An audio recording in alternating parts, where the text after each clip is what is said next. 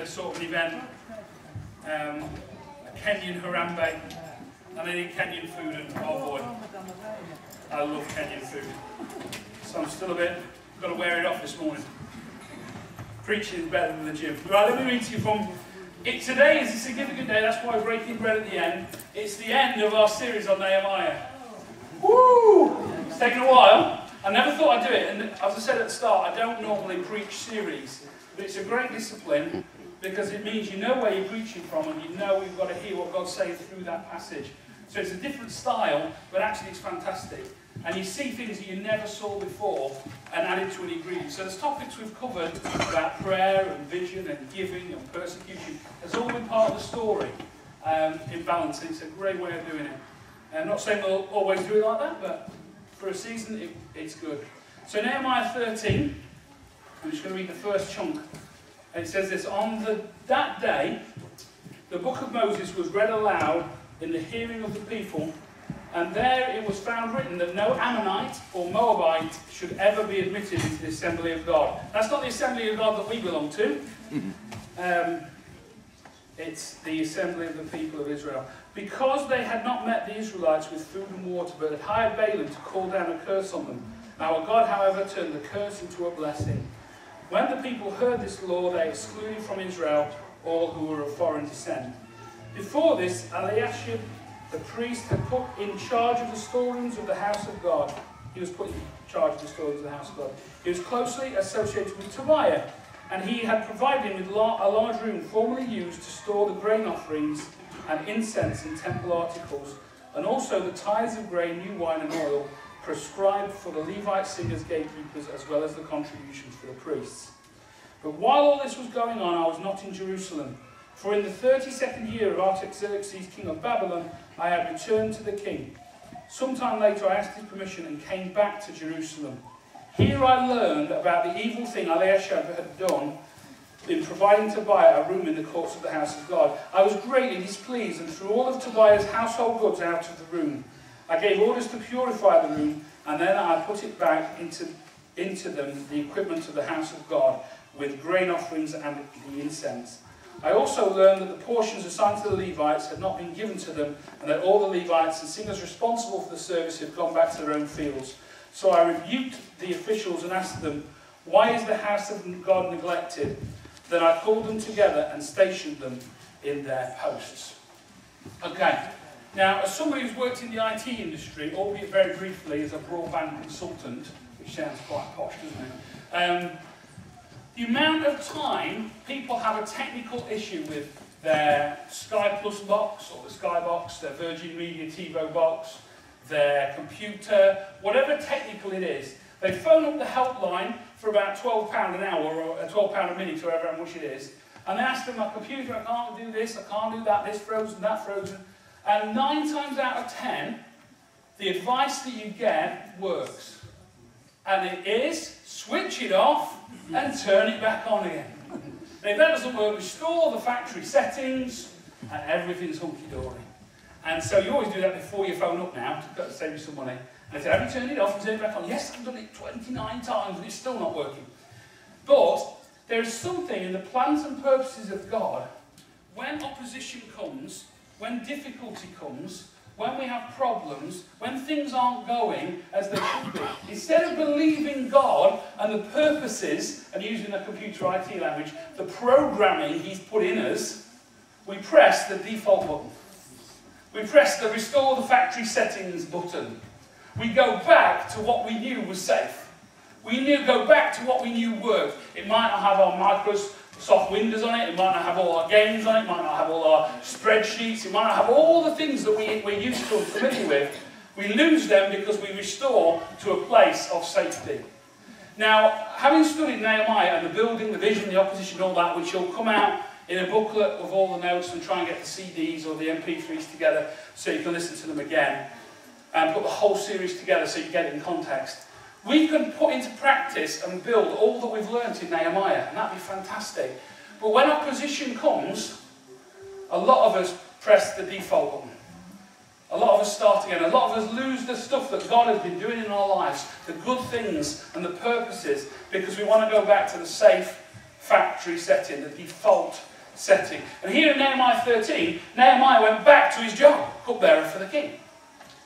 But in the trials and the tribulations and the problems, the people of God pressed the default button. Let's go back to what we know was safe.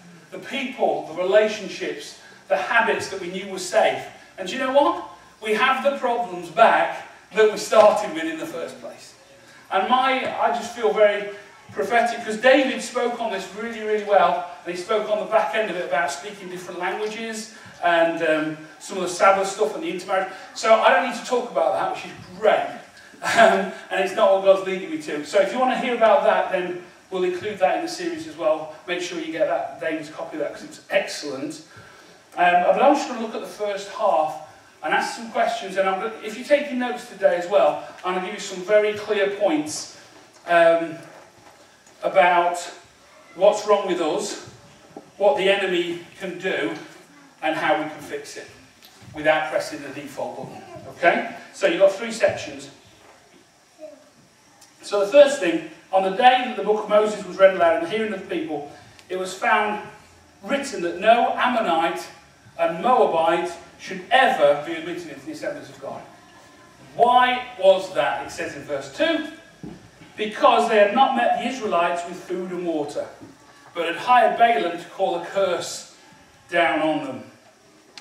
Interesting point, I'm just going to point to this. God says, don't allow Ammon and Moab into the house of God. Let's not do it. What did the people of God do? Verse 3, when the people heard the law, they excluded from Israel all those who were of foreign descent. There's a baby in a bathwater here. Don't let Moabites, don't let Ammonites in. Let's just ban all foreigners then. It's interesting that, isn't it? Why is it when God says something, why do we add to it from our background and our culture? Was it fear of other nations? You know, is it xenophobia, I think it's called?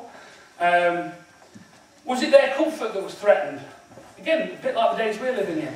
People would sometimes make comments like that because their comfort zone, their alleged job security is threatened by people coming in. Was it tribalism? This is ours, not theirs. When they start talking in them and us language. But it's interesting that they were told one thing and they made it into something it wasn't. God's heart wasn't to exclude people, but it was, in this case. So what had Ammon and Moab done that was so bad? Denying the food and water. Well, what happened was the people of God were on their journey, and as they were travelling through all these lands, they didn't ask for much, but they got to a place where they needed food and water. And the Moabites and the Ammonites turned their back on them. I want us to challenge us before I get to my points. In our life, when we're going through a desert wilderness experience, when we're in difficulty, we will go to people, maybe inside the church, maybe outside the church, for help. But there are people in our lives, in our society, who cannot give you food or water or any form of sustenance at all. They just give you more baggage. And yet we go to them. And this is why God excludes them, because he wants to say to us practically, listen, don't go to people who can't provide for you. Don't go to people who can't put anything in. And you know the people I mean. I'm not going to point any fingers inside our house or outside our house. But you know when you spend 10 minutes with somebody, do I feel better? Do I feel as if they put more into my life? Even if you're not talking about godly things. Do you feel, man, I feel a lot better for speaking to them? Or do you feel you've got twice as many problems as you walked in with?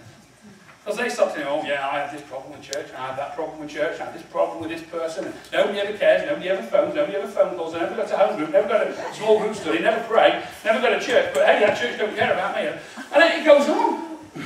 And if you were depressed when you went in, you're manic by the time you go out.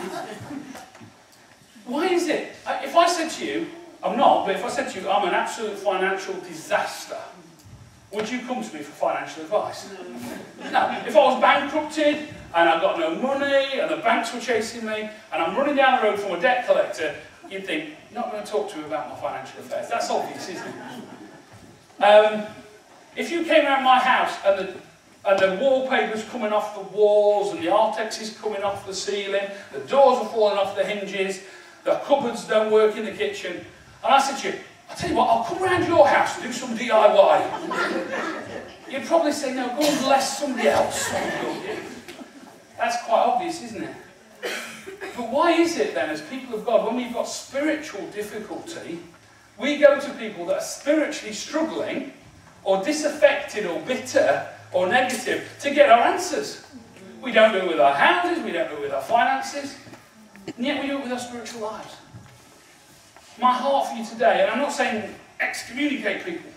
What I'm saying is, when you're in need, go to people who can supply the need, not just add to the need. And that's why the Ammonites and the Moabites were so despised. And the curse of Balaam, I love that. He wanted to call a curse down on them. Numbers 22, verse 12 says that Balaam said, when they said, listen, curse these people of God, he turned around and said, I cannot curse what God has blessed. And there's a lot of mumbo-jumbo, hairy-fairy ideas about curses and living with curses and, you know, oh, I think I've got a family curse. I don't believe that personally. I believe we make family choices based on generational things. But it says, cursed to 3 or 4 generations, but blessed to 1,000 generations are those that love the Lord. And also, if you love the Lord and are blessed by God and living righteously before God and in the principles of His Word, how can God allow any curse on what He has already blessed? So if we are blessed people, and someone says, oh, is there a curse over that? Nonsense! How can the enemy curse what God has blessed? And this is why we're so hot on some of these things, because we don't want to give any room for the enemy's curses into our life, because we are going to be people of blessing. We're going to allow our finances to be blessed, our houses to be blessed, our families to be blessed, our church to be blessed, so that when the enemy comes in, oh, I've got this little curse for you.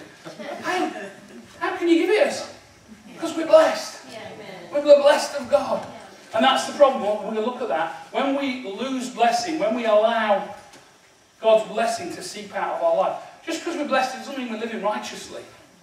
That's the thing. People say, well, I'm blessed, so I must be doing okay. No, we're blessed because God loves you and His grace and favour is on your life. There's a difference. But as we'll see in a minute, when we open ourselves up and do things a bit differently, we can allow ourselves into serious trouble. Matt, can you put Jude 1:11 up on the screen for me? Because this talks about 3 people, Balaam being one of them. I just want to read this verse to you. I'll turn to it as well. Jude, but actually it's not Jude 1:11 because there's only one chapter there. It is. Woe to them, they have taken the way of Cain, they have rushed for profits into Balaam's error, and they have been destroyed in Korah's rebellion. 3 people that Jude is warning us about, and Simon spoke so well about Jude last week. And here we are again in Jude. 3 people, Cain, Balaam, and Korah. And it's funny when the Bible mentions people like that, and when he puts woe on, it means something else. But I often think it's like, whoa!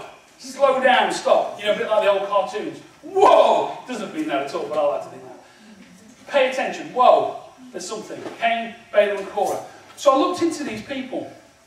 Cain and Abel. Story from the beginning, Genesis chapter 4. Bit of teaching, because it's one of these things that doesn't seem fair, does it? You've got 2 brothers, and we all know we treat our children equally. I treat my children equally, but if I had a favourite, it'd be Isaac. No, I'm kidding. No, we treat our kids equally, don't we? And so for Cain and Abel to bring sacrifices to God, and one to be accepted and one not to be, doesn't seem very fair, does it? Doesn't seem right. But actually, we need to uncover a principle, a very strong principle of God. And it happens in Genesis all the way through to Revelation. Key verse in Hebrews says, without the remission of blood, there is no forgiveness of sin. It's a principle all the way through the Bible. Jesus died on the cross, He shed His blood to forgive our sin. In the Mosaic law, you killed animals, shed their blood to forgive your sin.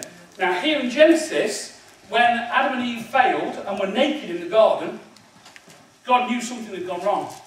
Their sins need to be forgiven. So when God had this chat with them, He said, and the Bible says that they clothed themselves with dead animal skins. And it's as if God went and killed the animals, sacrificed the animals, so that man may be clothed. So even in the sin of Adam and Eve, animals died because of sin. Blood was shed because of sin. And all the way through the Bible. So this principle of the shedding of blood for forgiveness of sin was a principle right from the beginning. Right the way in the plan of God through Jesus on the cross. And then to us today through that death and that blood and what we're going to celebrate today. So here you've got Cain and Abel.